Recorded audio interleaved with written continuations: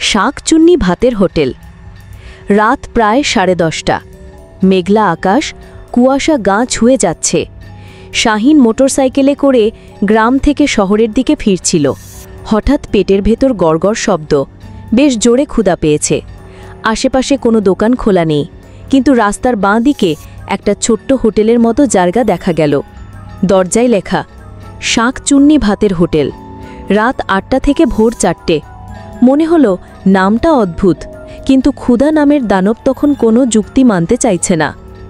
দরজা ঠেলে ঢুকতেই কেমন এক শীতল বাতাস গায়ে লাগল। ভেতরে আলো হালকা লালচে, ধূপের গন্ধ, আর এক কোণে কেরোসিন ল্যাম্প জ্বলছে। 4-5 জন লোক খাচ্ছে, কিন্তু তাদের মুখ কেমন যেন ফ্যাকাশে। কেউ কথা বলছে না, শুধু ভাত, মাছ, ডাল খাওয়ার শব্দ।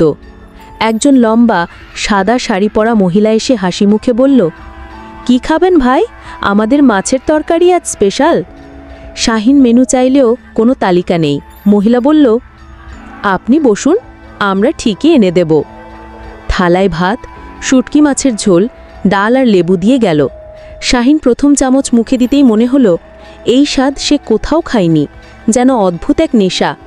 খেতে খেতে সে লক্ষ্য করল আশেপাশের সব খদ্দেরের মুখে কোনো অভিব্যক্তি নেই, আর খাওয়ার সময় তাদের চোখ একদম ফাঁকা। খাওয়ার প্রায় শেষের দিকে তখনই শাহিন দেখল এক খদ্দেরের হাত থেকে ভাত পড়ে যাচ্ছে, আর তার আঙুলগুলো ধীরে ধীরে হাড় হয়ে যাচ্ছে। চোখের সামনে তার মুখ গলে যাচ্ছে। ত্বক নেই, শুধু খুলি আর দাঁতের হাসি।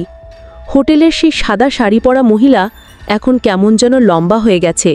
চুল মাটিতে লটকে আছে, আর চোখ দুটো রক্তের মতো লাল। সে ভাঙা গলায় বলল, আরও খাবেন ভাই? আপনার শরীরটা বেশ তাজা। আজ রাতের মূল খাবার আপনি।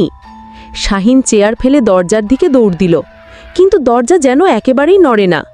পেছন থেকে হাসির শব্দ, যত খাও ততই তোর শরীর আমাদের হবে। দেয়ালের ঘড়ি দেখল, সময় চলছে উল্টো দিকে। হঠাৎ বাইরের কুকুরের ডাক শোনা গেল, আর সেই সুযোগে দরজা কেমন করে যেন খুলে গেল। শাহিন দৌড়ে বের হয়ে পেছনে তাকালো। হোটেল নেই, শুধু ফাতো মাঠ। শ্বাস নিতে নিতে সে বুঝল ভেতরে খাওয়া ভাতের স্বাদ এখনও মুখে রয়ে গেছে, আর তার হাত ধীরে ধীরে ফ্যাকাশে হয়ে যাচ্ছে। হয়তো পরের পূর্ণিমায় তার শরীরটাও শাকচুন্নি ভাতের হোটেলের মেনুতে থাকবে। শাকচুন্নি ভাতের হোটেল। রাত প্রায় 10:30। মেঘলা আকাশ, কুয়াশা গা ছুঁয়ে যাচ্ছে। শাহিন মোটরসাইকেলে করে গ্রাম থেকে শহরের দিকে ফিরছিল। হঠাৎ পেটের ভেতর গড়গড় শব্দ। বেশ জোরে ক্ষুধা পেয়েছে। আশেপাশে কোনো দোকান খোলা নেই, কিন্তু রাস্তার বাঁ দিকে একটা ছোট্ট হোটেলের মতো জায়গা দেখা গেল। দরজায় লেখা শাকচুন্নি ভাতের হোটেল। রাত 8টা থেকে ভোর 4টে। মনে হলো নামটা অদ্ভুত, কিন্তু ক্ষুধা নামের দানব তখন কোনো যুক্তি মানতে চাইছে না। দরজা ঠেলে ঢুকতেই কেমন এক শীতল বাতাস গায়ে লাগল। ভেতরে আলো হালকা লালচে, ধূপের গন্ধ, আর এক কোণে কেরোসিন ল্যাম্প জ্বলছে। 4-5 জন লোক খাচ্ছে, কিন্তু তাদের মুখ কেমন যেন ফ্যাকাশে। কেউ কথা বলছে না, শুধু ভাত, মাছ, ডাল খাওয়ার শব্দ। একজন লম্বা সাদা শাড়ি পরা মহিলা এসে হাসি মুখে বলল, কি খাবেন ভাই?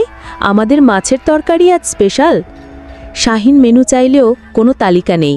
মহিলা বলল, আপনি বসুন, আমরা ঠিকই এনে দেব।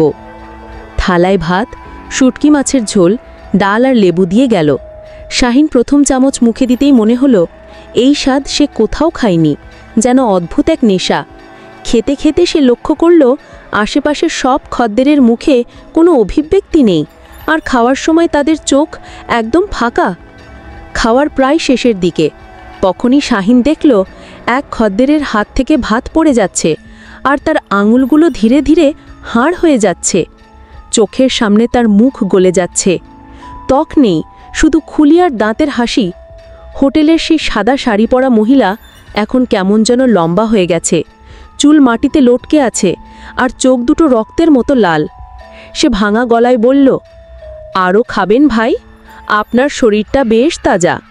আজ রাতের মূল খাবার আপনি। শাহিন চেয়ার ফেলে দরজার দিকে দৌড় দিল, কিন্তু দরজা যেন একেবারেই নড়ে না। পেছন থেকে হাসির শব্দ, যত খাও ততই তোর শরীর আমাদের হবে। দেয়ালের ঘড়ি দেখল, সময় চলছে উল্টো দিকে। হঠাৎ বাইরের কুকুরের ডাক শোনা গেল, আর সেই সুযোগে দরজা কেমন করে যেন খুলে গেল। শাহিন দৌড়ে বের হয়ে পেছনে তাকালো। হোটেল নেই, শুধু ফাতো মাঠ। শ্বাস নিতে নিতে সে বুঝল ভেতরে খাওয়া ভাতের স্বাদ এখনও মুখে রয়ে গেছে, আর তার হাত ধীরে ধীরে ফ্যাকাশে হয়ে যাচ্ছে। হয়তো পরের পূর্ণিমায় তার শরীরটাও শাকচুন্নি ভাতের হোটেলের মেনুতে থাকবে।